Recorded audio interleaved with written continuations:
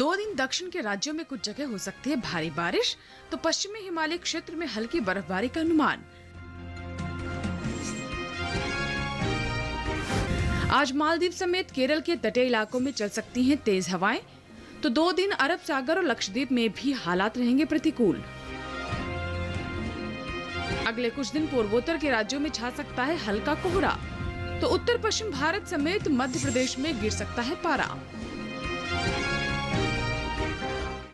नमस्कार, स्वागत है आपका मौसम खबर में। आपके साथ मैं हूं अंचल सिंह। मौसम खबर में जानेंगे कहां होगी बारिश, कहां रहेगा मौसम साफ, कहां चलेंगी तेज हवाएं और कैसी रहेगी तापमान की स्थिति। इसके अलावा आपको देंगे कृषि सलाह भी। तो चलिए शुरुआत करते हैं मौसम खबर की खास खबरों के साथ। 2 दिन केरल के कुछ हिस्सों में हो सकती है भारी बरसात। कल तमिलनाडु और पुडुचेरी में कहीं कहीं जोरदार बारिश संभव।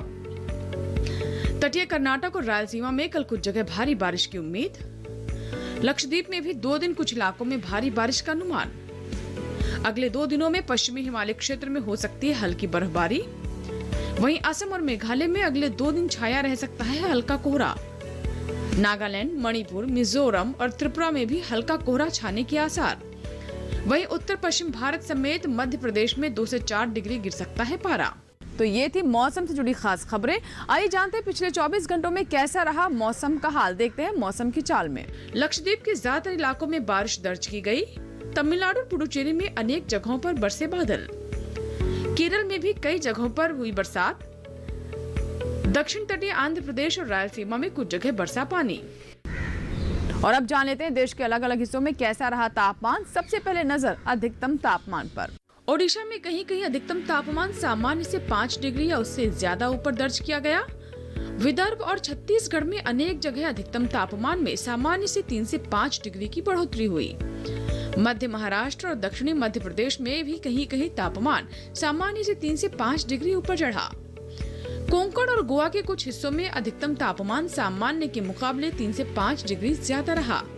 गांगे पश्चिम बंगाल, असम और मेघालय में भी अधिकतम पारा सामान्य से 3 से 5 डिग्री ऊपर रहा। वहीं राजस्थान में कहीं कहीं अधिकतम पारे में सामान्य से 5 डिग्री उससे ज्यादा की गिरावट आई। हिमाचल प्रदेश में अनेक जगह तो जम्मू कश्मीर और लद्दाख में कहीं कहीं पारा सामान्य से 3 से 5 डिग्री नीचे लुढ़का। पंजाब, हरियाणा और दिल्ली में भी कुछ जगह अधिकतम पारे में सामान्य से 3 से 5 डिग्री की कमी आई। सौराष्ट्र और कच्छ के कुछ हिस्सों में अधिकतम तापमान सामान्य की तुलना में 3 से 5 डिग्री कम रहा। देश में सबसे ज्यादा तापमान कोंकण और गोवा के वेंगुर्ला में 37.7 डिग्री सेल्सियस दर्ज किया गया। बात न्यूनतम तापमान की करें तो पश्चिमी मध्य प्रदेश में कुछ जगह न्यूनतम तापमान सामान्य से 5 डिग्री या उससे ज्यादा ऊपर चढ़ा। मध्य महाराष्ट्र, कोंकण और गोवा में अनेक जगह न्यूनतम तापमान में 3 से 5 डिग्री की बढ़ोतरी हुई।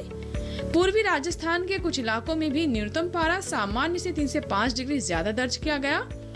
झारखंड और छत्तीसगढ़ में कुछ जगहों पर न्यूनतम तापमान सामान्य के मुकाबले 3 से 5 डिग्री ऊपर रहा। वहीं जम्मू कश्मीर और लद्दाख में अनेक जगह न्यूनतम तापमान में 1.5 से 3 डिग्री की कमी आई। गिलगित बल्तिस्तान और मुजफ्फराबाद में कई जगह तापमान में 1.5 से 3 डिग्री की गिरावट आई। हिमाचल प्रदेश और उत्तराखंड में भी कुछ जगह न्यूनतम पारा सामान्य से 1.5 से 3 डिग्री नीचे रहा। देश के मैदानी इलाकों में सबसे कम तापमान पूर्वी उत्तर प्रदेश के चुर्क में 10.7 डिग्री सेल्सियस दर्ज किया गया। तो ये थी तापमान की स्थिति। अब जान लेते हैं कि आने वाले समय में कैसा रहेगा बारिश का हाल। देखते हैं मौसम पूर्वानुमान। मौसम विज्ञान विभाग के मुताबिक तमिलनाडु और पुडुचेरी में आज अनेक जगहों पर बारिश की संभावना है। इसी तरह केरल में 2 दिन कई जगह बरस सकते हैं बादल। तटीय आंध्र प्रदेश में आज तो रायलसीमा में 2 दिन कुछ जगह बारिश की उम्मीद, जबकि तमिलनाडु में भी फिलहाल बारिश के आसार नहीं हैं। तटीय कर्नाटक और कर्नाटक के अंदरूनी हिस्सों में कुछ जगहों पर बारिश का अनुमान। दूसरी ओर अंडमान निकोबार द्वीप समूह में कुछ जगहों पर बादल बरस सकते हैं। वहीं लक्षद्वीप में आज अधिकतर जगहों पर बारिश की संभावना। उत्तर भारत पर नजर डालें तो उत्तर प्रदेश, पंजाब, हरियाणा और दिल्ली में फिलहाल बरसात की उम्मीद नहीं है। इसी तरह राजस्थान में भी बारिश की संभावना नहीं है। हालांकि जम्मू कश्मीर, लद्दाख और हिमाचल में इक्का दुक्का जगहों पर बारिश की उम्मीद है, जबकि उत्तराखंड में अगले 2 दिन बारिश के आसार दिखाई नहीं दे रहे हैं। पूर्वी राज्यों में बिहार, झारखंड और उड़ीसा में 2 दिन बारिश का अनुमान नहीं है। गांगे और उप हिमालय पश्चिम बंगाल समेत सिक्किम, पश्चिम बंगाल में भी 2 दिन बारिश की उम्मीद नहीं है। वहीं अरुणाचल प्रदेश, असम और मेघालय में आज कहीं कहीं बारिश का अनुमान है, जबकि नागालैंड, मणिपुर, मिजोरम और त्रिपुरा में बारिश के आसार नहीं है। पूर्वी और पश्चिमी मध्य प्रदेश के अलावा छत्तीसगढ़ में कल 1-2 जगहों पर बारिश की संभावना है।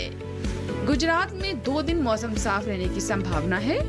मध्य महाराष्ट्र और विदर्भ में कहीं कहीं बारिश हो सकती है, जबकि मराठवाड़ा में भी बारिश की उम्मीद नहीं है। वहीं कोंकण और गोवा में 2 दिन कहीं कहीं बारिश के आसार दिखाई दे रहे हैं। इसी के साथ ही वक्त हुआ एक छोटे से ब्रेक का। ब्रेक के बाद जब वापस आएंगे तो बात करेंगे खेती किसानी की। आप देखते रहे मौसम खबर।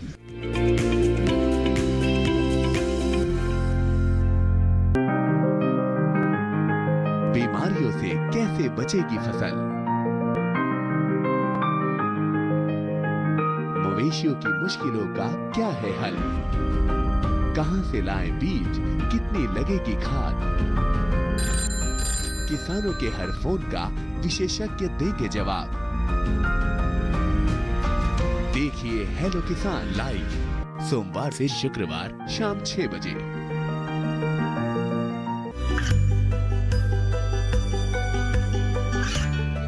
गांवों और पिछड़े क्षेत्रों में सरकारी योजनाओं की जानकारी पहुंचा। देश में कौशल और क्षमता विकास कर ग्रामीणों को सामाजिक बदलाव और विकास से जोड़ने की दूरदर्शन किसान की पहल चौपाल चर्चा देखें सोमवार से शुक्रवार सुबह 9 बजे।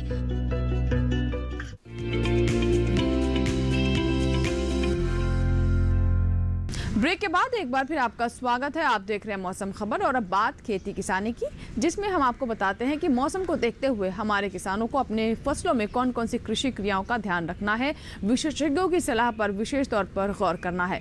आज हम खास तौर से बात करेंगे पूर्वोत्तर की। तो आइए देखते हैं खेती किसानी पर हमारी ये रिपोर्ट।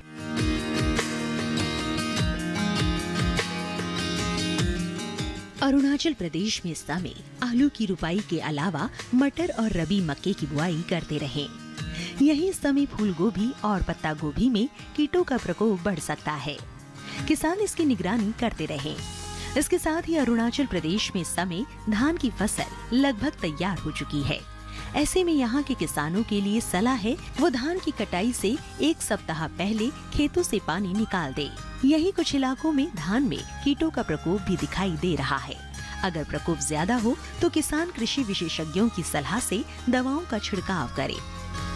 मणिपुर के किसान खरीफ धान की कटाई जारी रखें, लेकिन कटाई से पहले खेतों से सारा पानी बाहर निकाल दे। यही किसान सरसों की बुआई कर सकते हैं। मणिपुर में ही फूल गोभी, पत्ता गोभी और ब्रोकली की नर्सरी लगाते रहें। इसके साथ ही यहाँ आलू की रुपाई के लिए खेत तैयार करें। मणिपुर के किसान इस समय अदरक की खुदाई भी कर ले। वहीं मिजोरम में सरसों की बुआई के लिए खेत तैयार करें। यही मूंगफली की खुदाई के अलावा झूम धान, सोयाबीन और लोबिया की कटाई करते रहें।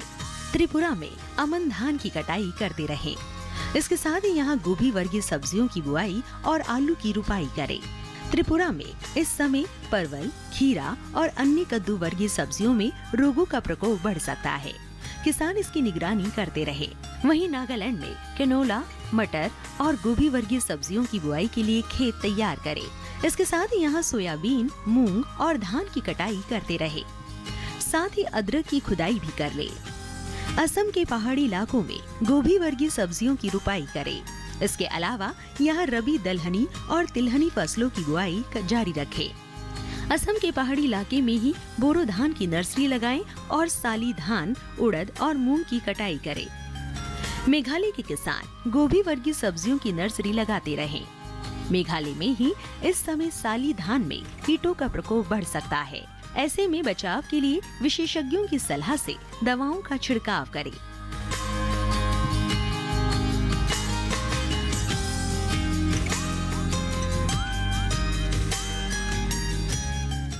तो ये ये थी खेती किसानी से जुड़ी हमारी रिपोर्ट और अब बात कर लेते हैं आज की फसल की, जिसमें हम आपको अलग अलग फसलों के बारे में जानकारी देते हैं। और इसी कड़ी में आज हम आपको जानकारी देंगे जौ के बारे में।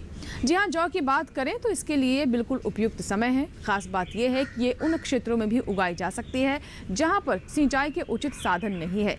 इसके अलावा इसमें उर्वरकों की भी ज़्यादा ज़रूरत नहीं होती है। तो आइए देखते हैं जौ पर हमारी ये रिपोर्ट। रबी सीजन में जौ की खेती एक प्रमुख फसल मानी जाती है। पिछले कुछ सालों से बाजार में जौ की मांग काफी बढ़ गई है, इसलिए किसानों को उसकी खेती से अधिक लाभ मिल रहा है। देश में उत्तर प्रदेश, पंजाब, हरियाणा, राजस्थान, मध्य प्रदेश, बिहार, हिमाचल प्रदेश, गुजरात और जम्मू कश्मीर में जौ की खेती प्रमुख रूप से की जाती है। देश में 8 लाख हेक्टेयर क्षेत्र में हर साल लगभग 16 लाख टन जौ का उत्पादन होता है। सिंचित इलाकों में इसकी बुआई 5 नवंबर से शुरू होकर 25 नवंबर तक चलेगी। इन इलाकों में पछेती बुआई का समय 25 नवंबर से 25 दिसंबर रहता है। दिल्ली स्थित पूसा संस्थान ने इसकी कई प्रजातियां तैयार की हैं। इनमें BHS 380, जिसे पूसा लोसर भी कहा जाता है, और BHS 352, जिसे हिमाद्री कहा जाता है, प्रमुख है। ये किस्में जम्मू कश्मीर के पहाड़ी इलाकों, हिमाचल प्रदेश, उत्तराखंड, सिक्किम, पश्चिम बंगाल और उत्तर पूर्वी राज्यों के लिए है। BHS 380 मध्यम ऊंचाई वाले बरानी क्षेत्रों के लिए, जबकि BHS 352 बरानी और कम उपजाऊ इलाकों के लिए है। ये छिलका रहित प्रजाति है, जिसमें पीला रतुआ रोग आमतौर पर नहीं लगता। बुआई से पहले खेत को अच्छी तरह जोतकर मिट्टी को भुरभुरा बना ले। असिंचित क्षेत्र में 1 हेक्टेयर बुआई के लिए 100 किलो, जबकि सिंचित क्षेत्र के लिए 75 किलो बीज चाहिए। बुआई से पहले मिट्टी की जांच कराना बेहतर रहेगा। आजकल फसलों में बीमारियां बहुत लगती है। बीजों में भी बीमारियां पाई जाती हैं, इसीलिए बीजों को उपचारित करके ही बोए। इससे बीज जनित बीमारियों की आशंका कम रहती है। खरपतवार की रोकथाम के लिए निराई गुड़ाई करें और विशेषज्ञों की सलाह पर उचित दवाओं का छिड़काव करें।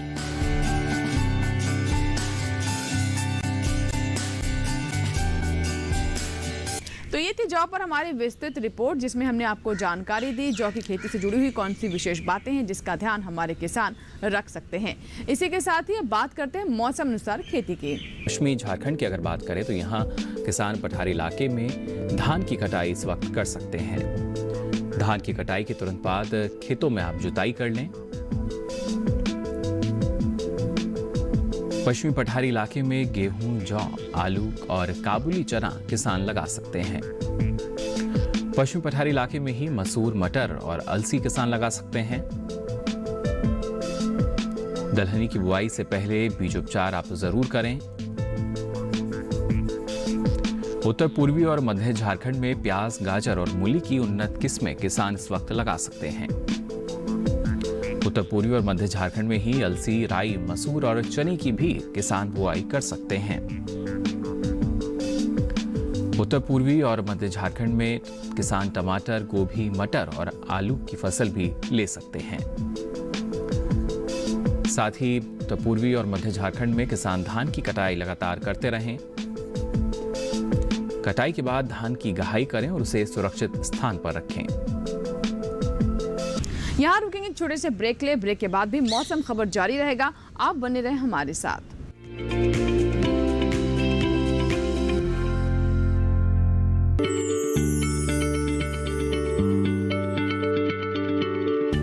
क्या आप किसी बीमारी से परेशान हैं? चाहते हैं डॉक्टर की सलाह? तो हम हैं आपके साथ। बताएंगे आपको जीने की राह।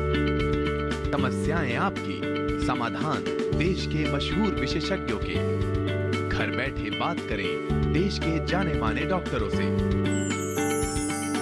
हमारे लाइव प्रोग्राम स्वस्थ किसान में हर शनिवार शाम 6 बजे से 7 बजे तक। ये कामयाबी है अन्नदाता की। ये कहानी है खेत और खलिहानों की। कैसे करें अपने पशुओं की देखभाल। जानिए गांव-गांव के किसानों का हाल। देखिए गांव किसान, सोमवार से शुक्रवार दोपहर 12 बजे सिर्फ डीडी किसान पर।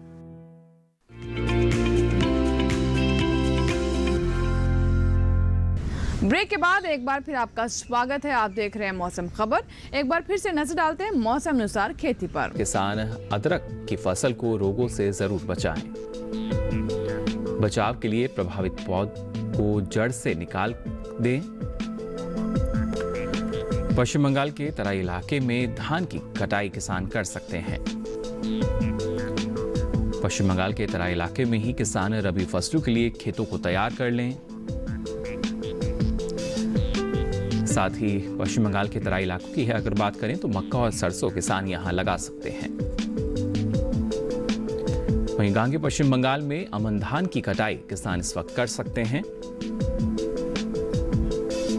पश्चिम बंगाल के तटीय इलाके में किसान सरसों की बुआई इस वक्त कर सकते हैं। पश्चिम बंगाल के लाल मिट्टी वाले इलाके में किसान आलू की रोपाई इस वक्त कर सकते हैं।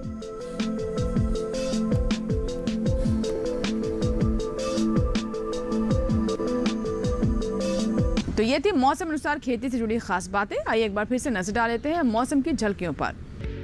आज तमिलनाडु, पुडुचेरी समेत केरल में कहीं कहीं गरज के साथ तेज हवाएं संभव। तटीय और दक्षिण आंतरिक कर्नाटक के कुछ हिस्सों में भी आज गरज के साथ चलेंगी तेज हवाएं। आज मालदीव समेत दक्षिण पूर्व अरब सागर और केरल के तटीय इलाकों में चल सकती हैं तेज हवाएं। कल दक्षिण पूर्वी और मध्य अरब सागर में भी काफी तेज हवाएं चलने का अनुमान। इन इलाकों में 65 किलोमीटर प्रति घंटे की रफ्तार से चल सकती हैं हवाएं। 2 दिन लक्षद्वीप में भी हालात रह सकते हैं प्रतिकूल। इसी के साथ ही मौसम खबर में फिलहाल इतना ही। उम्मीद है मौसम खबर से हमारे किसानों को मदद मिल रही होगी। मौसम का ताज़ा हाल और कृषि सलाह लेकर फिर होंगे हाजिर। आप बने रहें दूरदर्शन किसान के साथ। नमस्कार।